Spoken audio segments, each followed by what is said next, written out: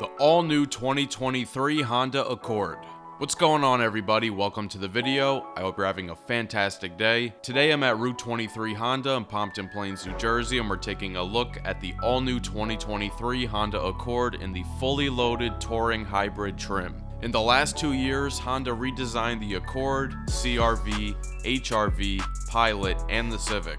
They went in a completely different direction than the outgoing model, going for a very safe and minimalist look, and this has come with some mixed reactions. A lot of people prefer the more aggressive styling of the outgoing model, but what Honda was going for here was more mass appeal. Many people say that the simple designs age better than the more radical ones, but I know that the big fans of the prior Accord might not be so in love with this one. The grille that this new grille resembles the most in the new lineup is the one on the HR-V. The new CR-V and Pilot have similar shaped grilles to each other, and the Civic kinda just has its own thing going on. On the Accord is this black crisscross diamond pattern going through these 5 horizontal bars. The shape of the outline looks very similar to the new 2024 Mustang. You'll notice there's no more chrome on the front of the car. The grille is outlined in gloss black. The lower section of the bumper features 3 more bars finished in flat black with a glossy mini splitter at the very bottom. And off at the edges are the side air curtain vents in a flat silver finish.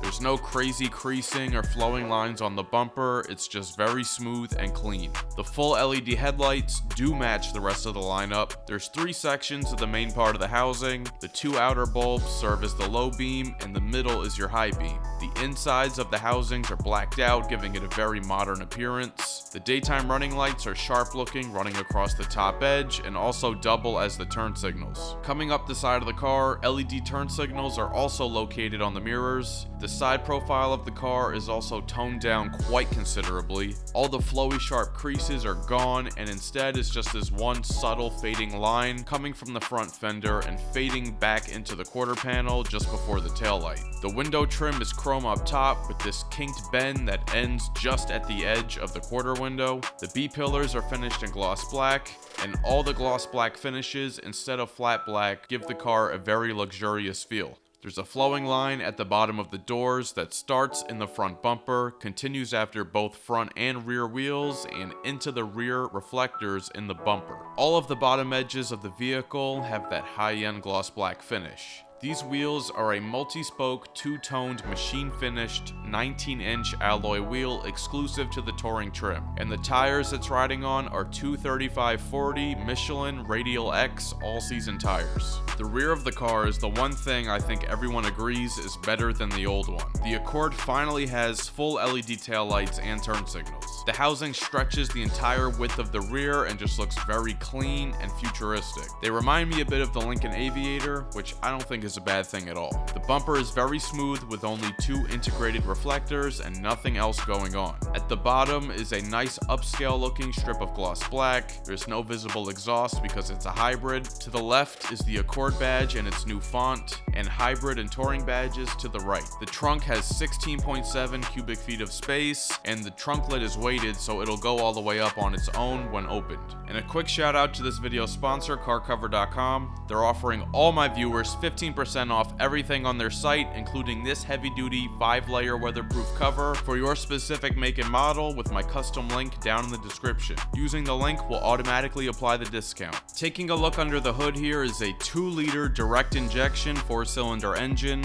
that makes 204 horsepower and 247 pound-feet of torque, and that's paired with an eCVT transmission. Fuel economy ratings are combined 44 miles per gallon, that's 46 miles per gallon in the city, 41 on the highway, and the capacity of the fuel tank is 12.8 gallons. If you're enjoying this review, be sure to hit that like button and subscribe for more weekly videos. The interior is all new for 2023, and Honda did an outstanding job of cleaning things up and making it look very sophisticated. The first thing you'll notice that's just staring you in the face is this new massive 12.3-inch touchscreen. This is the biggest screen that Honda has ever made, and the picture quality is crystal clear with black levels that would make you think the screen is OLED. It's equipped with wireless Apple CarPlay and Android Auto, along with Google Assistant, integrated Google Maps, Bluetooth audio, Sirius XM, and hands-free link. The dashboard is covered in a soft material across its entire width, and just below are the new air vents that are in all the new Hondas that stretch across the passenger side. An interesting design element is that the mesh pattern on the inside of the vents is the exact same as the front grille. Even though the outline stretches all the way across, the actual air vents are only the size of your average air vents, but the design just hides them really well. The door panels are soft all the way down to the armrests. Stitch leather lines the armrest, and there's just a tiny bit of gloss black around the window switches, which have automatic up-down for the two in front. The console down below has a nice leather-wrapped gear selector. There's a tiny bit of gloss black down there, but not too much, and there's these really cool square-shaped cup holders. The edges of the console are also padded in stitched leatherette, so you have a soft spot to rest your knee. The seats are very nice and made of a very high quality leather that's extremely comfortable, and the bottom parts are perforated. This seat feels like it's straight out of an Acura. The front seats are heated and ventilated, and the driver's seat is 10-way adjustable with 2 memory settings. The steering wheel has good thickness, it's nicely bolstered, and is trimmed in very nice leather. The buttons to the left control the audio and voice command functions, along with the scroll wheel for the left half of the gauge display, and the buttons to the right operate the cruise control, lane keep assist, and the right half of the gauge display. Unfortunately, in the United States, the Accord doesn't come with a heat function on the wheel. Behind the steering wheel is this huge 12-inch full-color digital display. It shows your speedometer and tach, audio, gas mileage, and maintenance info, as well as a little mini Accord in the middle that works with all the car's safety features, which include adaptive cruise control, collision mitigation braking, lane keep assist, road departure mitigation, front and rear parking sensors, blind spot information system, and traffic jam assist. Up above that is a head-up display, only on the Touring. The dual zone climate controls are physical buttons. The center knob has a mini display inside of it, which is really cool. The buttons feel really solid and have this very hefty click to them. And here's something I think is noteworthy. I know people like to pick on Sofyan from Redline Reviews for always doing the thunk test with the door, but I never understood why. The solidness of the door closing is the most obvious telling sign of a vehicle's build quality. If you close the door and it's tinny and rattly, guess what? You're driving a piece of shit. Doesn't matter what way you try to spin it, it's a piece of shit. This, however, sounds incredibly solid, just like Hondas do, but this seems even more rigid than before. The center console is huge with a 12-volt inside, and the glove box is a good size too. In the front, you have 2 USB-C ports for connection and charging, along with a wireless charger. Up above is a sunglass holder and a standard size moonroof. The Accord Touring is equipped with the top-of-the-line 12-speaker Bose sound system. Let's take a quick listen.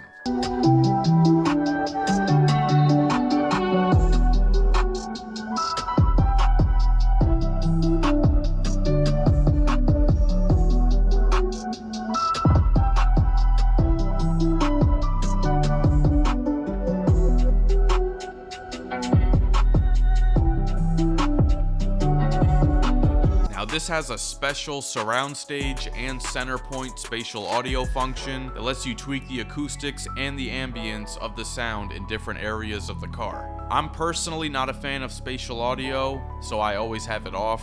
But with that part out of the way, it sounds powerful, clear, and solid with no rattling in the cabin. When I say the back seat has a ton of room, I mean it has an actual ton. 40.1 inches. If this seat had a recliner, I could take a nice nap. And I'd sleep quite well with my heated seat warming me like a blanket. On the center console are 2 air vents and 2 more USB-C ports. The center armrest is super soft. I could use it as a pillow while I'm taking my heated nap. It's got 2 cup holders and there's 1 pocket behind the passenger seat.